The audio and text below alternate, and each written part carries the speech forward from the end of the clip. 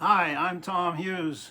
Along with my wife Meredith, we're the founders of the Global Food Heritage Center.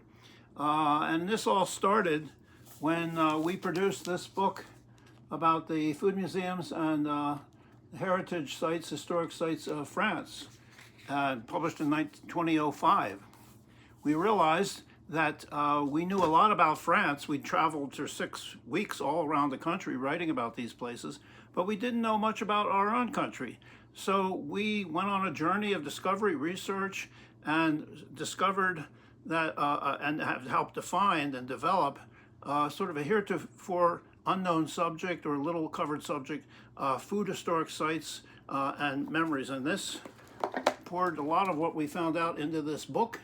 Food heritage matters, and it does, and also your food memories matter. So and this is all for the purpose of identifying and promoting a network of food-themed places, all for the purpose of helping to understand food stories and preserve them for future generations, because that's what heritage is all about. History is the study of the past. Heritage is about the tangible evidence of the past preserved and passed on to the future. Like the lemon terraces in northern Italy. This is a perfect example of a food heritage place.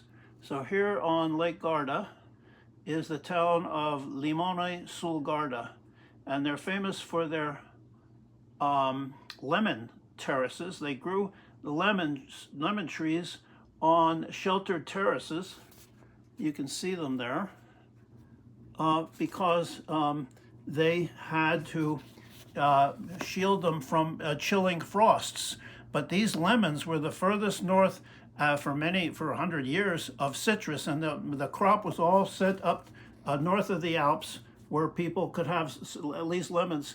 And these terraces fell into disuse because other lemon products were available, etc., as transportation improved. But along the way, the community preserved these terraces, they're called, and they developed a museum that showed the history of this, and it's all been preserved. This is a perfect example of a food heritage site, food historic site that has been preserved for the future. Here's a little glimpse of the museum, part of the museum. Look at the town. It has a lemon as its logo. So behind me is the library of, I don't know, a couple thousand books about food and places.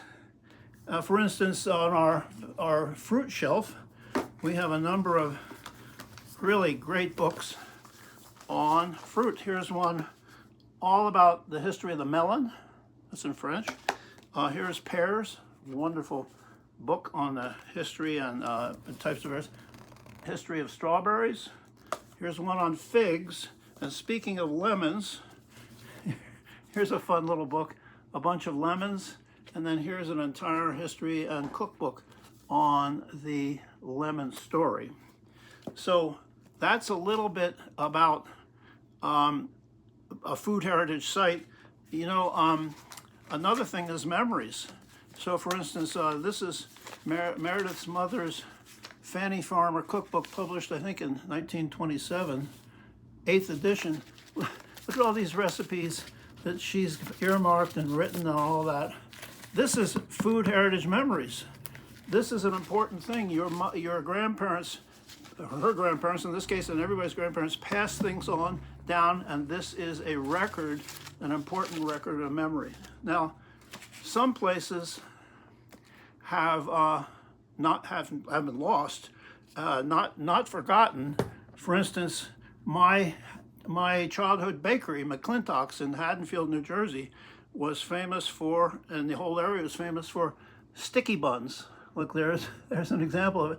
Well, the bakery's long gone. I couldn't even find many pictures about it or people who remember it, but I remember it as stuck in my memory.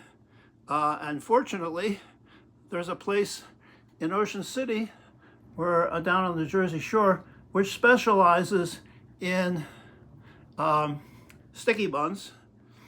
And look, wait a minute, where am I?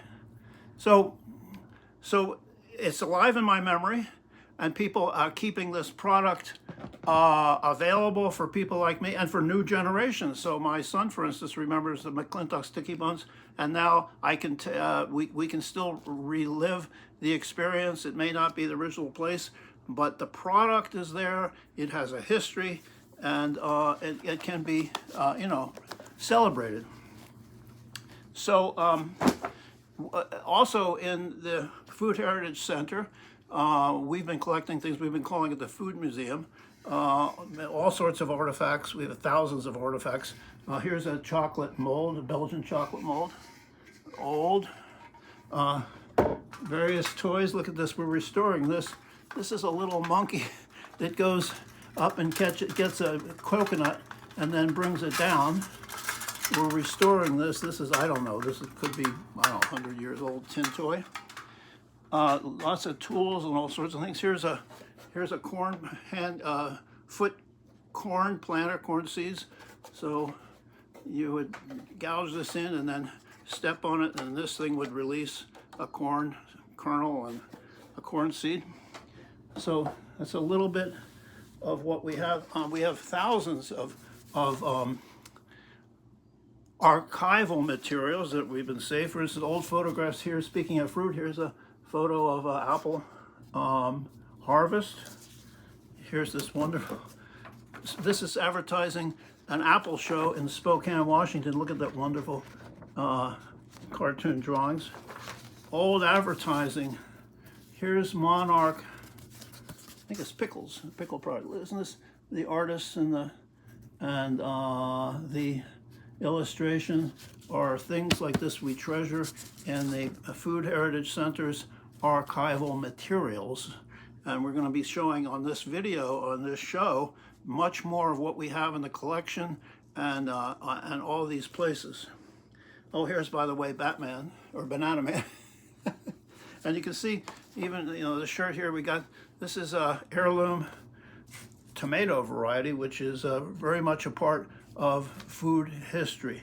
Now, we have, for years, after our research, we've been sharing with the public in exhibitions, in educational programs, in the books I showed you, on our online sites. And I just wanted to show you a program that we did at a grocery chain in Albuquerque, where we live. And I'm going to just hit this. So the programs we were doing actually were at the Wild Oats Market. Wild Oats was a Boulder, Colorado-based company. Had a couple stores in Albuquerque, and they were very community-oriented. In fact, they called themselves the Community Market, and they had a monthly newsletter. Notice this, by the way, every month 5% would be donated to our thing because we were doing these exhibits, these kiosk exhibits on all these different subjects, which we started collecting. And these were in-store kiosks, pop-up collections. We were kind of pioneers in this kind of a concept. I'm very proud of the work we did. Not only were we collecting seriously chocolate. Well, we still have all these items, by the way. Yeah, all right. So we have all these things. We have still the kiosk. But again, that's a little bit about how we've used the collection to educate the public and delight and enjoy the public, preserve these things, promote the whole idea of food heritage sites, food-themed museums, and understanding of all of this is important because food heritage matters. Thanks for joining us. If you like these videos, you can always subscribe, and you can leave us comments, and we'll talk about that. There's going to be a lot more videos coming on here. Thanks for joining us in this welcome video. Thanks for joining me. Bye.